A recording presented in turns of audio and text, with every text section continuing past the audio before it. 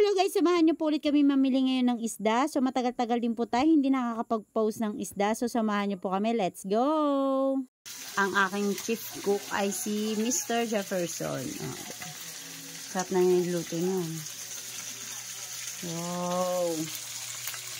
Wow! Mainit-init na steam. Lapo-lapo. Sarap! At pritong bukaw. Or tingin kung sa iba. Sarap. Kasing sarap mo. At dahil po may paratingin tayong bangka ngayon, syempre bago po kami umalis ng bahay, kumain po muna kami. And then syempre, ayan po si Mr. Jefferson. Siya po muna yung cook natin. Dahil tinatamad po magluto si Miss Ems. At dahil ilang araw po tayo hindi nakakalabas ng bahay, dahil nga po sa sama ng panahon natin, at ilang araw din po masama yung bulsa natin dahil wala pong laman. Dahil nga po sa masama ang panahon, ilang araw din po hindi nakapalaot ng bangka, so wala pong dumating sa atin na isda. And then thank God naman po at pinagbigyan po tayo ni Lord ng magandang panahon, kaya nakapalaot na po yung mga bangka natin.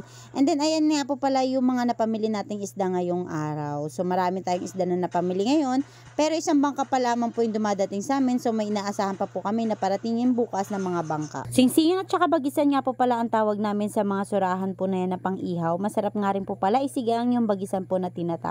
At bago nga po pala kami umuwi, nagpapawis po muna yung asawa ko. Ayan, at sumali na nga po siya sa larong baseball bat. Kayo po ba, na-experience na rin po ba maglaro ng baseball bat sa tabi ng aplaya or sa bukid po sa mga damuhan?